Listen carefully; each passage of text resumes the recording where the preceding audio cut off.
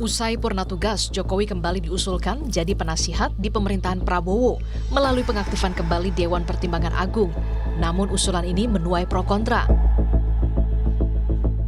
Ketua DPP PKB Daniel Johan meminta usulan ini dipertimbangkan kembali, sebab Dewan Pertimbangan Agung dinilai tidak efektif dan bisa menguras anggaran negara yang terbatas. Kalau sekarang DPA itu mau dibentuk kembali, itu akan menguras kembali anggaran yang sangat terbatas ini. Sementara begitu banyak program penting yang harus diwujudkan. Itu yang pertama. Yang kedua, Dewan Pertimbangan Agung pada masa pemerintahan Pak Harto setelah itu dihapus karena pertimbangan tidak efektif. Nah, lalu pada zaman Pak Jokowi dibentuklah One Team Press. One Team Press pun banyak yang melihat tidak efektif, ya.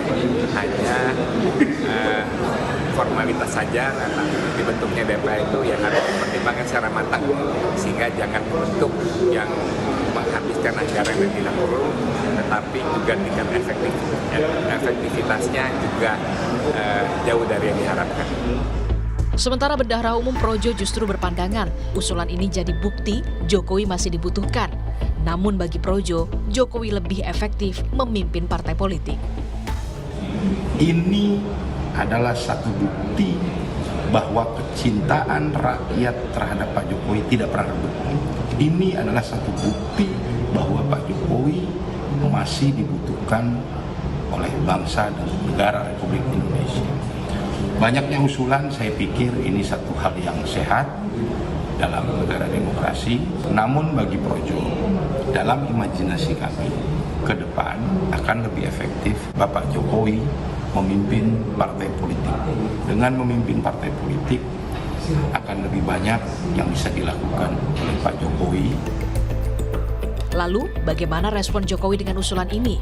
Jokowi bilang saat ini dirinya masih menjadi presiden hingga 6 bulan ke depan. Tentu wacana ini masih terlalu dini untuk dibahas. Ini saya itu masih jadi presiden sampai masih 6 bulan lagi loh. Masih presiden sekarang ini. Sekarang masih bekerja kayak gini ditanyakan. Sebelumnya Sekjen Gerindra Ahmad Muzani bilang, ke depan sejumlah lembaga masih dikaji, termasuk Dewan Pertimbangan Presiden. Beberapa lembaga mungkin akan diperkuat atau bahkan ada yang dilebur dengan kementerian. Semua kelembagaan sekarang sedang dikaji, ada beberapa lembaga yang mungkin perlu diperkuat, tapi juga ada beberapa kelembagaan yang juga sedang dipelajari untuk digabungkan dengan kementerian yang ada atau dilebur atau malah dilikuidasi. Sedang dalam kajian-kajian, termasuk Dewan Pertimbangan Presiden. Memang saat ini Dewan Pertimbangan Agung telah dihapuskan dan berganti nama menjadi Dewan Pertimbangan Presiden di era SBY. Ada 9 tokoh senior yang dipercaya menduduki jabatan Dewan Pertimbangan Presiden saat ini. Di antaranya, nama Wiranto sebagai ketua dan 8 anggota di antaranya, yakni Dato Sri Tahir, Muhammad Lutfi, Putri Kuswisnuwardani, Agung Laksono, Sidarto Danusubroto, Soekarwo, Jan Faris, dan yang terakhir Gandhi Sulistianto. Pertanyaan selanjutnya, mungkinkah sosok Jokowi akan diakomodasi Presiden terpilih Prabowo Subianto sebagai penasihatnya kelak? Tim Liputan, Kompas TV. Usai purna tugas, Jokowi kembali diusulkan jadi penasihat di pemerintahan Prabowo melalui pengaktifan kembali Dewan Pertimbangan Agung. Namun usulan ini menuai pro kontra. Bagaimana peluang Jokowi jadi penasihat Presiden terpilih Prabowo Subianto? Kita bahas bersama analis politik Universitas Al-Azhar, Kang Ujang Komarudin. Kang Ujang, selamat sore. Ini kan ada usulan ya soal Jokowi jadi penasihat dari Prabowo Subianto. Kalau Kang Ujang ngelihatnya, sebenarnya ini memang kebutuhan, keinginan dari Presiden terpilih, atau ini sebenarnya hasil komunikasi partai politik untuk mengakomodasi Pak Jokowi sih? Ya, boleh-boleh saja Pak Prabowo katakanlah punya keinginan untuk menjadikan Pak Jokowi sebagai penasehat. Makanya Pak Prabowo punya konsep, punya ide yaitu presidential club. Artinya mantan-mantan presiden akan bergabung untuk memberikan masukan-masukan termasuk Pak Jokowi gitu.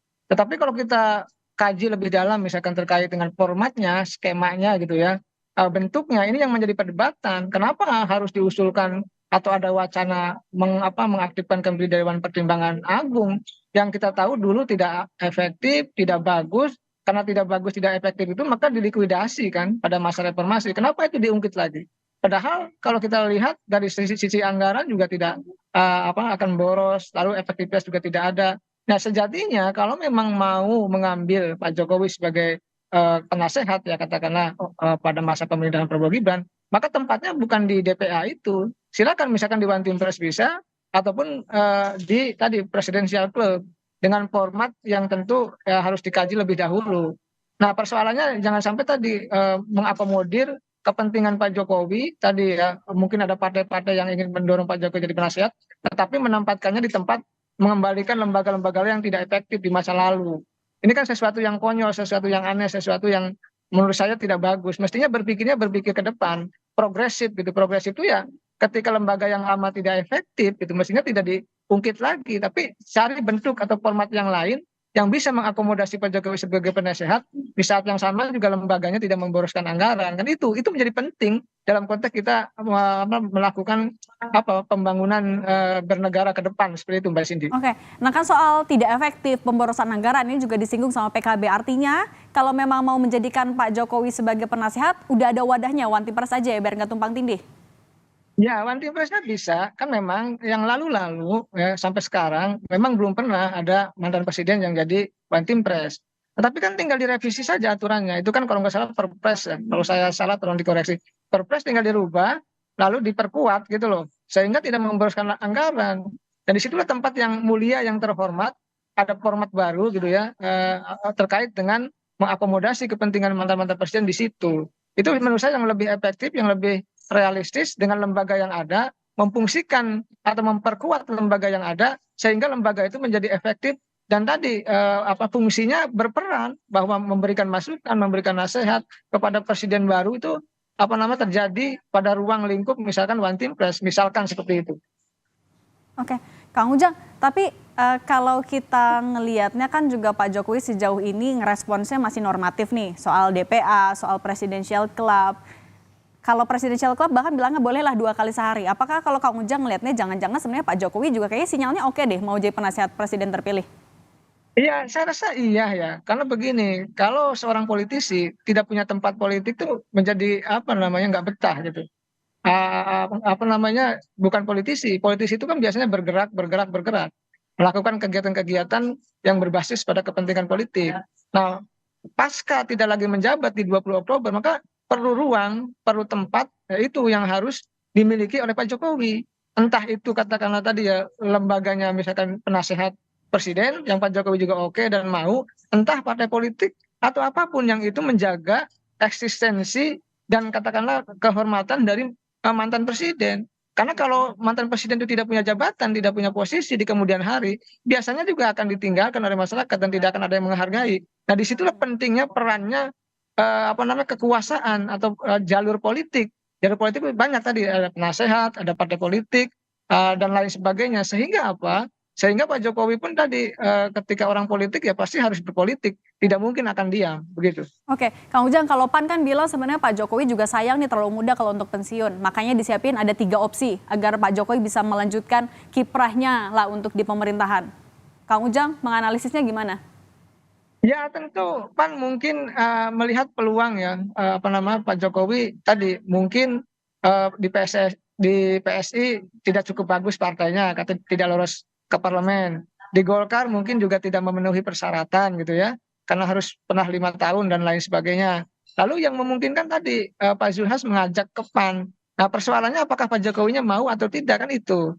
Oleh karena itu kita lihat saja dinamikanya ke depan. Kalau Pak Zulhas tentu memanfaatkan peluang yang ada ketika Pak Jokowi itu katakanlah tadi ya punya gagasan, punya pemikiran yang bagus ke depan ya paling tidak diakomodasi oleh PAN. Dan PAN menjadi partai yang terbuka untuk itu. Ya kita lihat saja ke depan apakah memang ketemu itu jalan pikiran Pak Jokowi dengan PAN, kita tidak tahu. Apakah memang betul-betul PAN juga serius ataukah hanya sekedar gimmick saja. Ini hanya sejarah dan waktu yang akan melihat ini semua. Oke, tapi Kang Ujang, kalau Kang Ujang melihatnya Dewan Pertimbangan Agung ini apakah juga bentuk partai politik atau saling mengakomodasi dari partai politik, Kang? Ya kelihatan ini kan usulnya bukan dari partai sebenarnya, usulnya dari Pak Bambang Susatyo ya, Ketua MPR gitu yang mewacanakan kembali ini. apakah ini representasi partai politik? Saya rasa bukan ya. Pak Bambang Susatyo walaupun beliau kader partai gitu, waketum partai di Golkar, tapi kan bukan ketua umum partai. Artinya itu sikap-sikap pribadi, bukan sikap partai. Jadi saya melihat ini soal tadi mungkin Pak Jokowi banyak jasanya ke Pak Bambang, mungkin banyak jasanya juga ke partai politik, ke politisi-politisi, sehingga punya kepentingan untuk mengakomodasi. Tetapi mengakomodasi lembaga yang lama yang sudah dilikuidasi, yang sudah tidak efektif, yang menyedot anggaran besar, buat apa juga dimunculkan kembali? Justru yang harus dibangun adalah mengkonstruksi pikiran, merancang bangun ya apa yang tepat posisi Pak Jokowi ke depan, yang memang formulasinya bukan lembaga yang lama yang tidak efektif itu. Cari formasi yang tidak membosankan anggaran, dan Pak Jokowi punya tempat yang terhormat, yang mulia, bersama mantan-mantan presiden yang lain, seperti itu. Oke. Nah, soal posisi Pak Jokowi, Kang Ujang, Projo kan bilang kayaknya Pak Jokowi lebih cocok kalau dijadiin pimpinan parpol deh daripada penasehat. Setuju nggak, Kang Ujang? Ya, silakan. Itu bagus-bagus saja, dan Pak Jokowi punya hak untuk itu. Tetapi yang saya baca tadi ya, di Golkar agak sulit karena tidak memenuhi persyaratan. Di PSI partainya partai kecil. Lalu di PAN belum tentu mau. Nah, sekarang begini saja, kita tantang gitu Projo, bagaimana Projo membuat partai gitu loh. Oke. Sehingga itu menjadi partainya Pak Jokowi, kan bagus-bagus juga. Jadi jangan sampai nanti misalkan mencaplok partai lain lalu menjadi ketua umum, kan itu tidak bagus juga. Artinya ya silakan Pak Jokowi menjadi ketua umum partai, tapi partai mana yang mau, kan itu juga menjadi pertanyaan. Apakah partai yang ada saat ini mau dipimpin Jokowi yang mantan presiden? Saya rasa tidak mau juga. Hanya beberapa saja yang mau, misalkan seperti PAN. PAN pun saya yakin tidak terlalu yakin, saya betul-betul ikhlas untuk menerima Pak Jokowi dengan lapang dada. Tentu ini basisnya kepentingan politik saja karena Pak Jokowi masih menjabat. Ketika sudah tidak menjabat, saya rasa pikirannya sudah beda begitu. Oke, Kang Ujang, kalau misalnya memang Dewan Pertimbangan Agung ini kemudian memang dibentuk oleh Pak Prabowo dan juga Gibran Rakabuming Raka, akan seberapa membengkaknya sih anggarannya? Ya ini kan lembaga negara, Mak. Ini kan harus merubah, kalau ikutin aturan, maka merubah atau mengamandemen konstitusi. Dulu itu kan setara tuh, Mahkamah Agung, Dewan Pertimbangan Agung, BPK dan lain-lain itu setara. Nah, sekarang ini dulu MPR-nya lembaga tertinggi, sekarang MPR setara menjadi lembaga tinggi. Nah, Dewan Pertimbangan Agungnya hilang di pasca perubahan amandemen yang keempat gitu. Nah, saya sih meyakini ini kan akan menjadi lembaga yang besar, yang akan membutuhkan banyak birokrasi, pejabat lain sebagainya. Ini tentu akan besar anggarannya dan akan membengkak. Dan itu tidak cocok dengan kondisi saat ini yang kita defisit anggaran APBN-nya, masyarakat sedang susah. Buat apa dibangun lagi hanya untuk mengakomodir kepentingan Jokowi, tapi di situ anggarannya membengkak kemana-mana. Ini tidak bagus. Kalau ada uang ya, kalau ada anggaran APBN, ya gunakan untuk kepentingan rakyat agar rakyat bisa sejahtera. Kalau saya sih melihatnya seperti itu. Oke, Kang Ujang, tapi soal menjadikan Pak Jokowi agar kiprahnya nih masih ada untuk pemerintahan selanjutnya, kan bukan cuma DPA ya, tapi juga ada Presidential Club. Bisa dibilang nggak kalau ini adalah cara Prabowo Gibran ataupun juga partai politik untuk masih mau menyatukan Pak Jokowi, Bu Mega dan Pak SBY dalam satu wadah sebenarnya? Ya, saya ada 4 hal kalau Presidential Club itu terlaksana gitu, kalau terjadi ya, kalau terimplementasi. Pertama, ajang silaturahmi itu antara presiden terpilih dengan mantan-mantan presiden. Yang kedua kan memberikan masukan mantan-mantan presiden Pak Jokowi, Bu Mega dan Pak SBY kepada Pak Prabowo. Yang ketiga itu kan ingin tadi Mbak Cindy dikatakan ingin mempersatukan. Pak Prabowo ingin mempersatukan mereka-mereka yang berkonflik. Nah, yang keempat yang saya baca, Pak Prabowo ingin menempatkan mantan-mantan presiden itu di tempat yang mulia, di posisi yang bagus, yang terhormat. Ya itu, saya melihatnya seperti itu sih. Oke, baik. Kang Ujang, terima kasih banyak waktunya sudah berbagi untuk Rumah Pemilu. Kita lihat ya nanti kira-kira apa yang akan dipilih opsinya sama Prabowo Gibran. Terima kasih Kang Ujang, sehat selalu.